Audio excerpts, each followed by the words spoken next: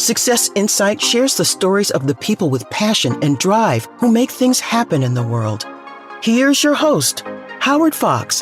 Hello, everybody, and welcome back to another episode of the Success Insight podcast. Today's guest is Mauro Guillén. Mauro is one of the most original thinkers at the Wharton School, where he holds the Zandman Professorship in International Management and teaches in its flagship advanced management program and many other courses for executives, MBAs, and undergraduates. Mauro's research, teaching, and speaking incorporates both numerical assessments of trends and illuminating examples from business, politics, and everyday life. He shows in accessible terms that one can accurately forecast trends by systematically following the babies and following the money into the future. Mauro has numerous books to his credit, including his latest, which is a Wall Street Journal bestseller, 2030, How Today's Biggest Trends Will Collide and Reshape the Future of Everything. Mauro, welcome to the Success Insight podcast. Howard, thank you so very much for having me. Mauro, I have to say, we have fires and environmental issues going on out in the West Coast, throughout the entire West Coast for that matter. We have hurricanes, we have COVID-19, we have what is no doubt going to be a very trying election cycle as we come up very quickly towards November. And here's this book, 2030. Which is, 10 years away. I'm just hoping we survive by the end of the year. Yes, that's what many people tell me. Why think about 10 years down the road when we are right now in the midst of so much trouble? You're absolutely right. The one question I ask, and maybe we'll have this as a thread throughout our conversation, is, I hope there is some type of hope for humanity out here. This has been a trying year. How's your year been? Well, my year has been, I think, very confusing to me. I never thought that I would live through anything like this. And I think this is shared by a lot of other Americans and people around the world. Now, fortunately, neither myself or my friends or family have been directly affected by COVID-19, and I still have my job. So I have nothing to complain about, except that I think, a pandemic requires us to make adjustments to our lives. I can appreciate your sentiments. I've been fortunate myself with my friends and family. And heck, I even made a relocation from the Midwest out to Nevada. But I'm wondering, how does this book, 2030, how do you begin to lay out the groundwork for this book and to get us to think about, okay, here's where we are today. These are kind of like signposts or the markers that we need to pay attention to for what 2030 is going to look like.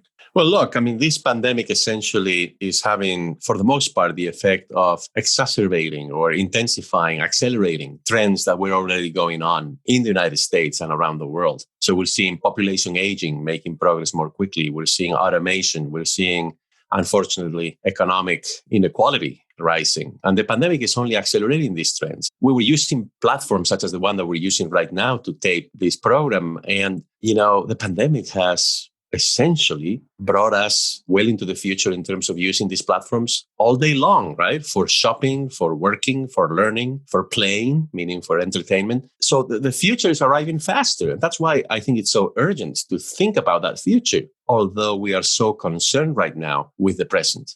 I think you're spot on. I've been using this platform, for our listeners, where Mauro and I are on the Zoom platform. Zoom got a lot of publicity because they were, better for worse, best able to step up to the need for the masses that are suddenly finding themselves working from home. And I'm also thinking about some of the other professions and entrepreneur initiatives. I call them side hustles for the sake of a better word. I can't go anywhere without somebody trying to sell masks or hand sanitizer or workshops on how to function more effectively virtual. And, I think you're right. It's just COVID-19 has just exacerbated perhaps initiatives that were farther back on the plate, but now they're front and center. And when you started to write this book, now you are a very prolific writer. Being a scholar, an educator, part of the requirement is you have to write books. And this idea of 2030, when did this first start to take shape for you? Well, it was, Howard, about 7 years ago. So if you remember way back then, we were emerging out of the previous crisis, the global financial crisis. And I was making a lot of presentations, not just for my students, but also going to conferences, making speeches, going to companies, sometimes even high school students. I would visit a high school and I would tell them about the kinds of things that I thought were going on in the world and the trends and how the future might look like. And people would essentially tell me, we're confused. We don't know exactly where we're going. We're disoriented. And after doing that for 2 or 3 years and getting all of that feedback from different kinds of audiences, I decided, I think I've got to write a book about this. I've got to write a book giving people a roadmap as to what may happen over the next 5 to 10 years. And hence, the title of the book, 2030. So that's what motivated me. What motivated me was that I was detecting a little bit of anxiety. And this was well before the pandemic, a little bit of this sense that people were a little bit lost, that they needed some sense as to what is it that is going on that is changing everything around me. That's why I wrote the book.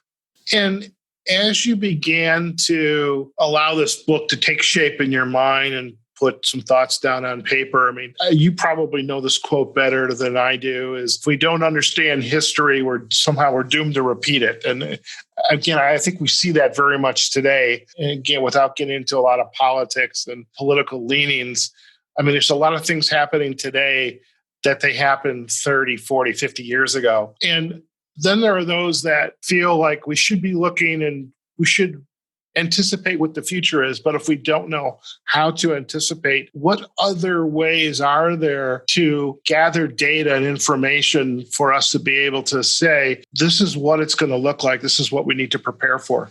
Yeah, that's a great question, Howard. I agree to a certain extent with the statement that if we don't understand what has happened in terms of history, then we're condemned to repeat it. And if you remember, a great writer, perhaps one of my favorite writers, Mark Twain, once said that history doesn't really repeat itself, but it often rhymes. And so a social scientist like myself, right? I'm a sociologist and a political economist. So what we do is we look for those rhymes. We look for the things that happen in the United States, in other countries around the world. And we're constantly looking for the echoes, for the rhymes, right? And I decided early on, to make a long story short, that the first approximation is not the entire story, but the first approximation to trying to understand the future is to follow the babies, right? Because let's say that I want to find out a little bit more about what the world might look like in 10 years from now. Well, what I should do then is look at the babies that have been born in the US or in other parts of the world over the last 10 years, because those people will be in their 20s when the year 2030 finally arrives. So following the babies, right? Following those different generations of people, trying to surmise, trying to anticipate what is it that may happen to them, right? That, I think, is the first step. It's not the only step, but it is the first step that one must take in terms of anticipating what the future may bring. In this past 3.5 years, okay, we're not fully complete with the 4-year cycle of the current presidency. And there's a couple of things that I see is the political leanings. You have very much a group of individuals who are trying to keep in power, for the sake of better words, and at all cost.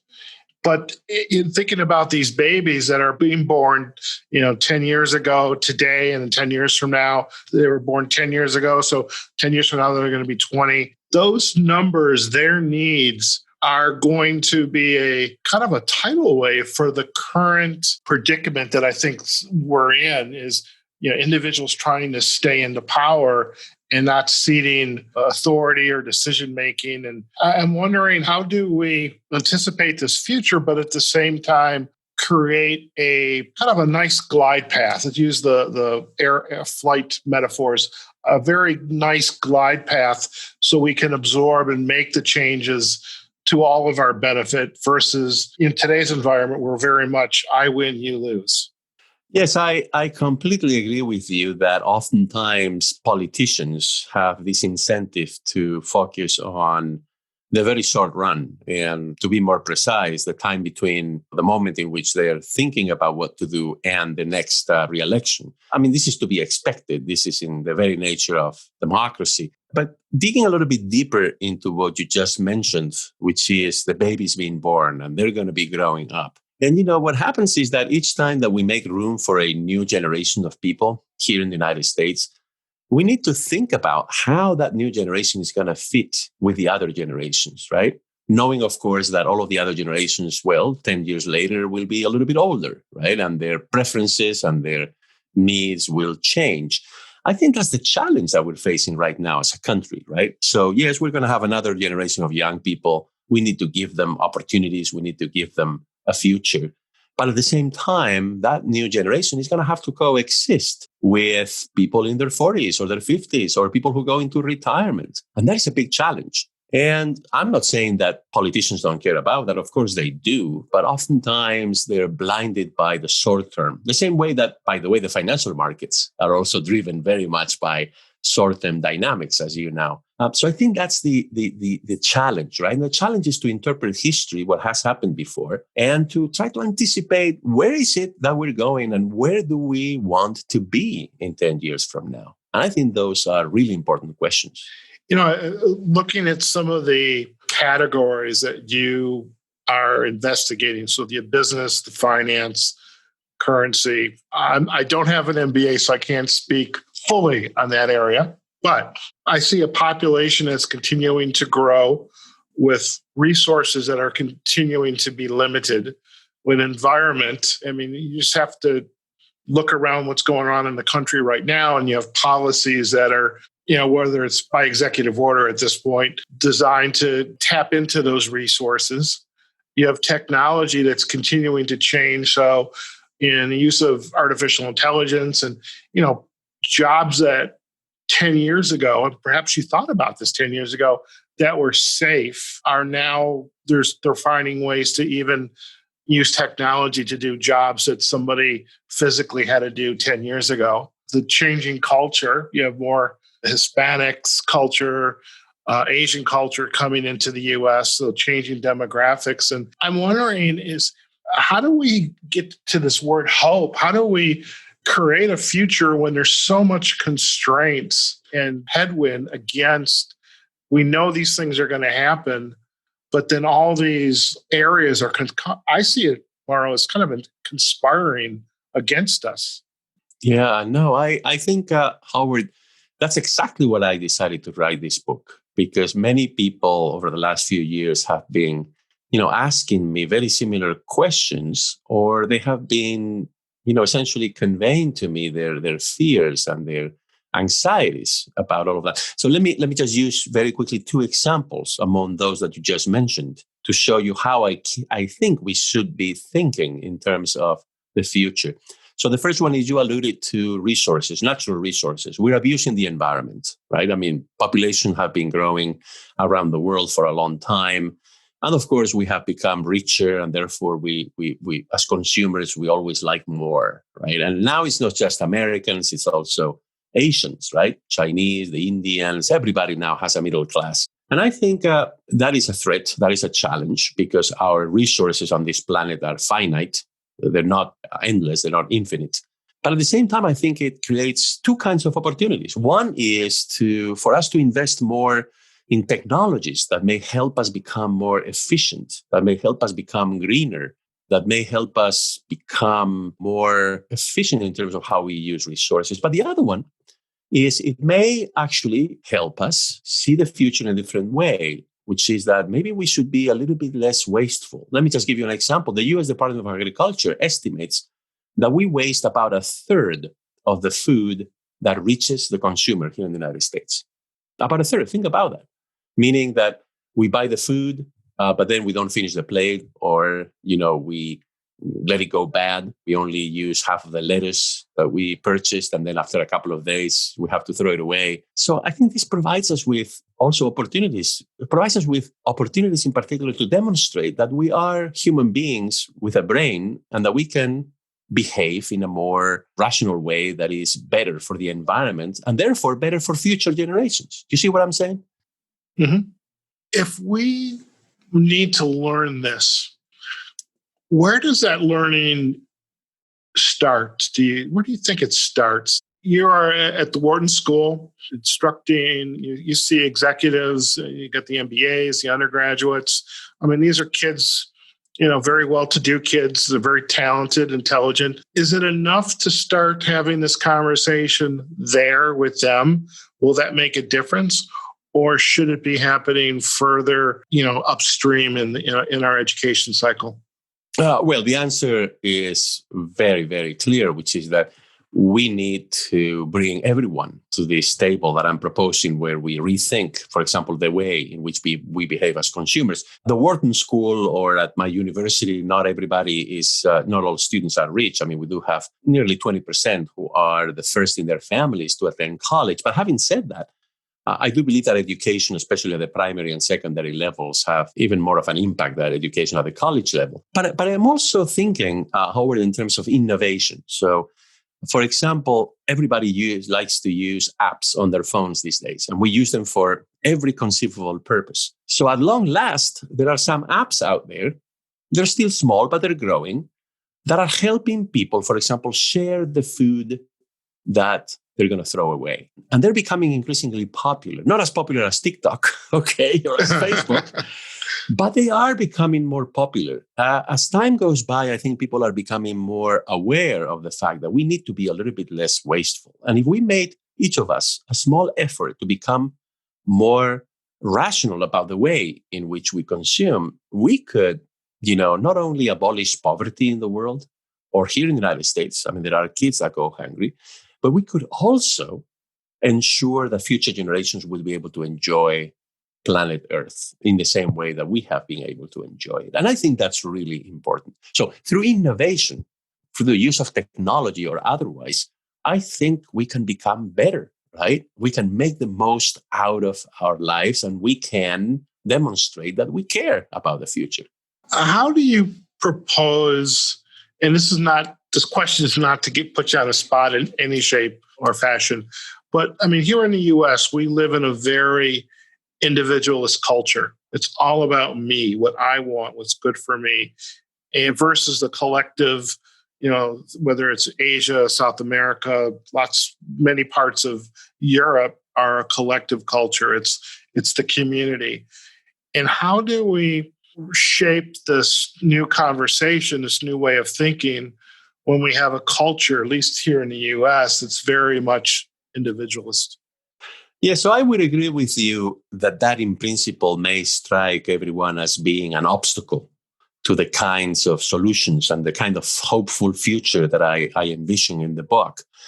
But let me turn the argument on its head and say that, well, what we can do is try to frame the situation in such a way that people, even if they are trying to advance their self-interest, if they're behaving, as you mentioned, in an individualistic way, are more likely to do something that is pro-social, something that benefits society, right? And you can do that in two ways, as you know, and I write extensively in the book about this. One is you can provide people with incentives, monetary incentives, and to the extent that we are individualistic, then we should respond to them, right? But then, given that we're human beings, we can also provide people with nudges, right? With little clues as to what is it that they should do in order to save, for example, society from oblivion if we exhaust all of our natural resources.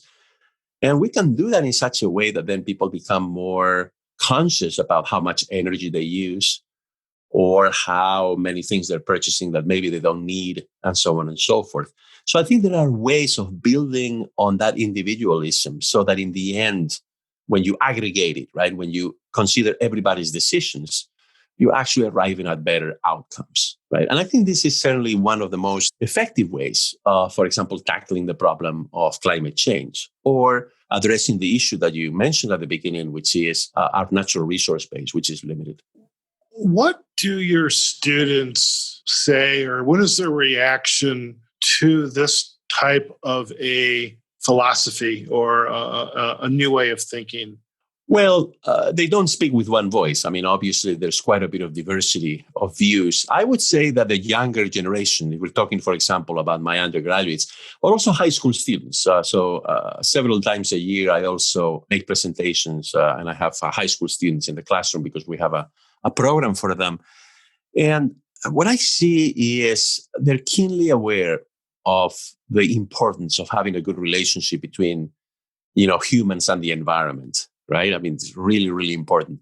And they recognize some of the trade-offs, meaning, well, that's true, but everybody also wants to have a nice life and they want to consume, they want to travel, they want to do this, they want to do that. And I think as people grow older, and here I'm reflecting on my own experience, we start making different trade-offs and different decisions about all of this. So I think the critical thing here is, I think when we're younger, we probably have like really, really good idealistic principles in mind. I think maybe what we should be doing is helping people continue to be and feel and think young, right? As if they had their entire lives ahead of them. And therefore, they needed to be very careful about how we use resources. I think that's what we need to do. What we need to do, once again, is provide people with the right incentives and the right nudges so that they behave in the way that we want a majority of people to behave. Otherwise, Howard, I think we're doomed, right? Every year that passes, we have more pollution in the air, we have more wildfires like we have now out west, and we have more problems in terms of the environment to deal with. What does 2030 look like for you right now? So 2030 will be a world in which we're going to have more grandparents and grandchildren. Think about that. Yeah. Today, 12,000 people in the United States are celebrating their 60th birthday.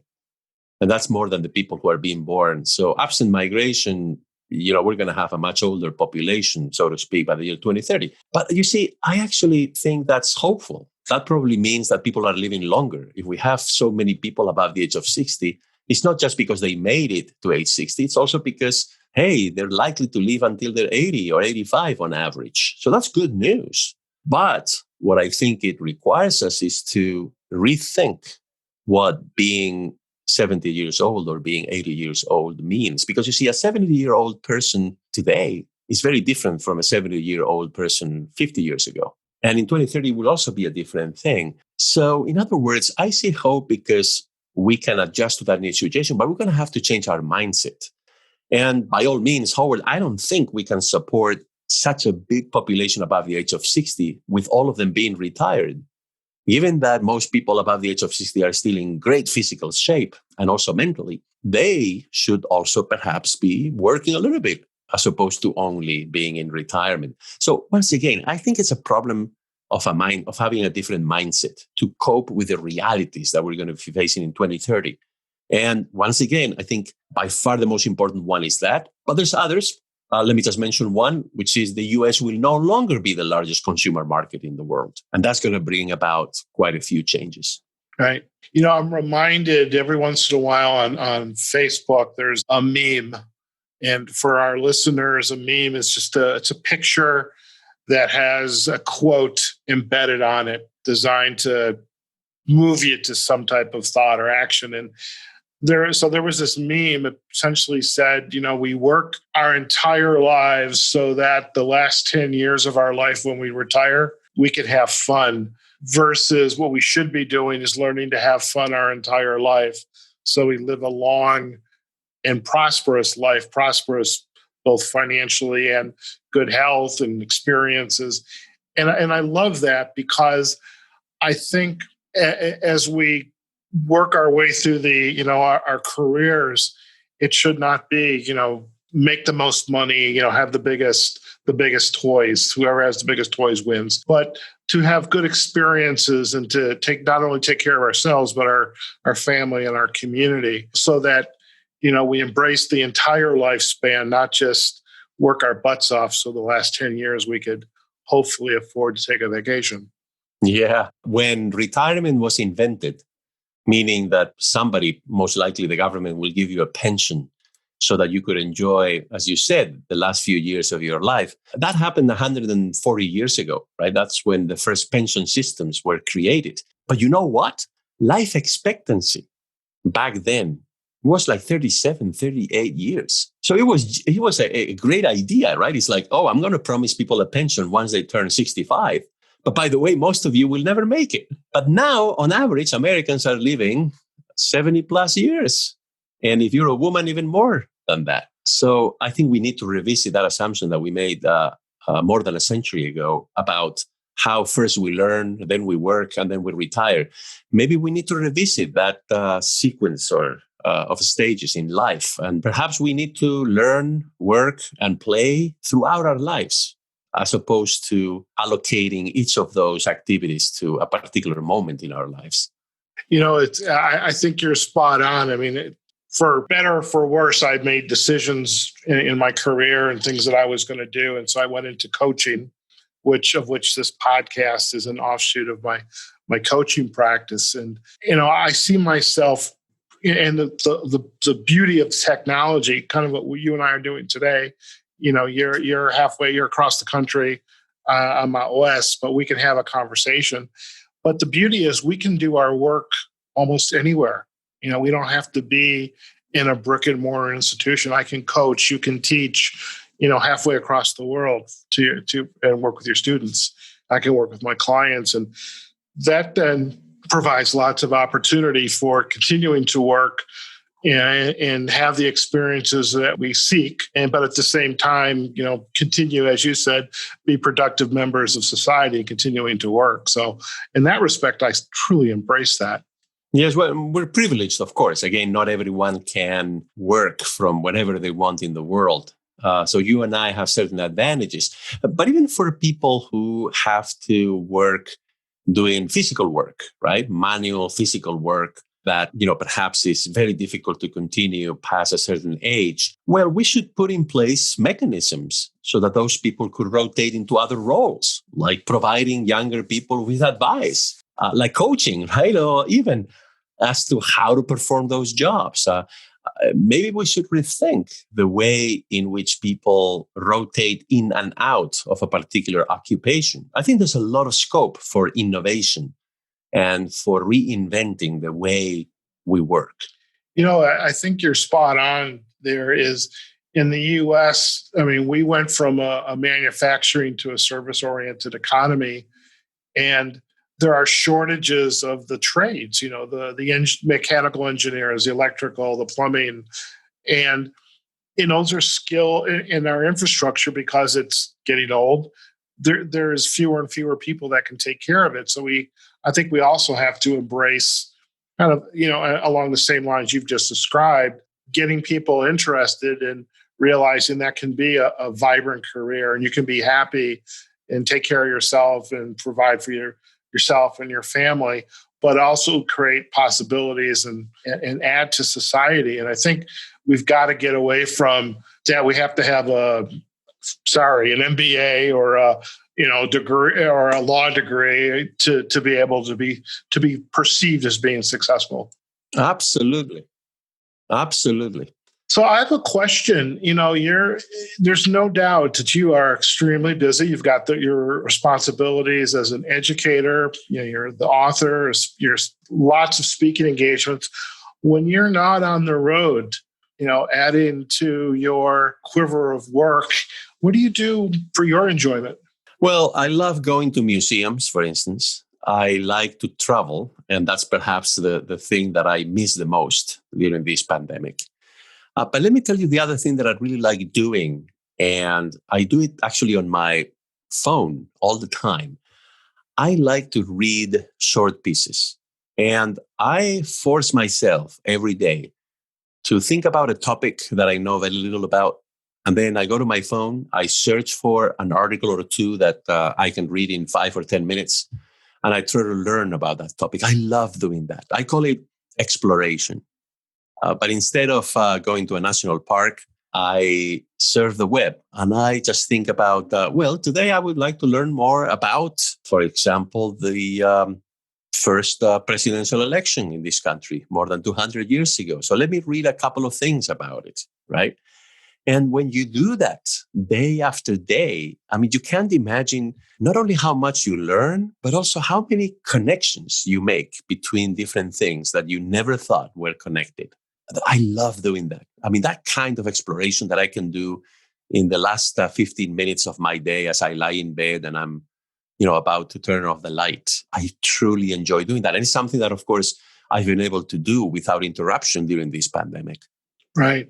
It's funny is when I moved to Nevada back in July, I had the goal of I wanted to be able to get out to the national parks. And even in this pandemic, I can still do that because it's just me and my car.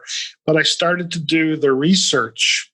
And I love Google because of the research I can do. And, how do I do this? What car should I buy? How do I sleep in my car?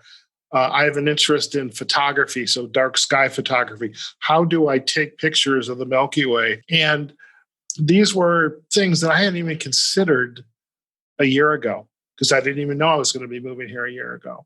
And I love that idea of just what is it that, maybe we read an article, maybe we overhear a conversation or hear something on the news, TV, watch something on TV, and then we take a minute. I want to learn more about that. And I think that's just wonderful. And from the point of technology, I think that's one of the greatest gifts of technology that we have is just the information we have access to, provided we critically evaluate it. But it's out there. It's out there for us to consume and to use and to learn.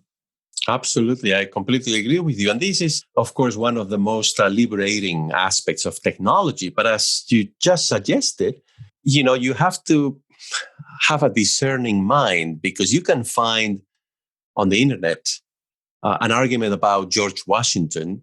And I can assure you, you can also find just the opposite argument about George Washington also on the web. And you can also find maybe 20 conspiracy theories about, George Washington. I think it's important also to develop over time the ability to tell what is something that is worth reading online and what is something that is just, rubbish that you shouldn't be taking seriously into consideration. Most definitely. Mauro, before we leave, I mean, there's two pieces to the show. One of them, I would love if you would share the best ways for our listeners to learn more about you and your work. But before we do that, we have on occasion, and it's only because I kind of forget to do it, but today it just, I've definitely been thinking about this. Our show is called Success Insight. And we have on occasion a piece called Insight to Go. And what I'd love to invite you to do is if there's an article or a quote or an idea that you would like to leave our listeners with to be able to take and ponder and act upon, what would you like to share with them? Well, if it were a quote, I would probably use something from Shakespeare. Okay. And in one of his plays, and I actually quote this in the book, one of the characters, Brutus, says, so this must be from Julius Caesar, he says, more or less, I'm not going to be able to reproduce the quote literally, that you have to take the current when it serves you. Meaning that, and that's what my entire book is about, that it's better to be a surfer, right? I know you don't have surfers in Nevada, but you get the picture. What you're trying to do is to catch the waves, right? To ride the waves and see where they take you, rather than fight those currents or those waves. So we need both kinds of people, obviously, in any country in the world, the people who fight the currents and who want to reshape them, and also the people who are very good at catching the waves. And but right now, there are all of these big things that are happening in the world. And I definitely believe that we need people who are experts at sensing in which direction, the wind is blowing and where is the next wave going to happen. And then, to catch that wave and try to take advantage of it. So that's, I think, the idea that I would like your listeners to consider for a while, right? That in the midst of so many transformations, maybe what we ought to be doing is try to see how we can adjust to those waves. Very good. Thank you so much. And so that our listeners can learn more about you and your work, where are the best places for them to go to do that? Yeah, so I would encourage them to come to my website, www.mauroguillen, my name, MauroGuillen.com.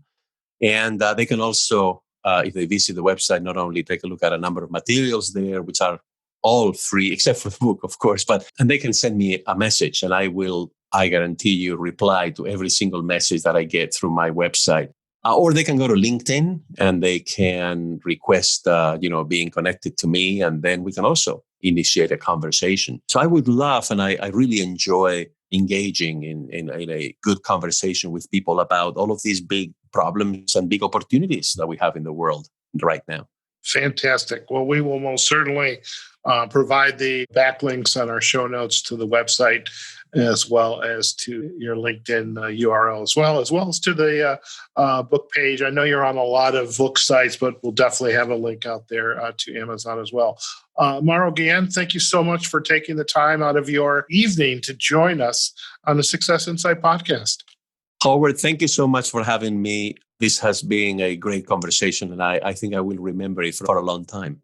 Fantastic. Thank you. All right, folks, we have just been chatting with Mauro Guillén. He is the author of 2030, How Today's Biggest Trends Will Collide and Reshape the Future of Everything. And really a very wide-ranging conversation, definitely some great points of view, and really some insights into how we need to think about what the future can look like and the steps that we can take and to, make those adjustments, because we can choose to stand in place and let the earth revolve around us, or we can make those adjustments and just jump into the stream as well. So we hope you enjoyed today's podcast. If you did, we would love to hear from you. Please comment on our Success Insight podcast page for this particular episode. And you can also listen to the episode on our Facebook and LinkedIn pages, Success Insight Podcast, as well as YouTube. And we are on all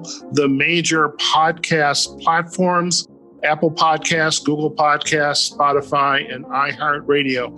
And folks, remember, wherever you are, whatever you're doing, go out there, have a phenomenal day, be safe, practice social distancing, wear your mask, take care of yourselves, your friends and family, and do good by others, okay? We'll see you on the next episode of the Success Insight Podcast. Take care now.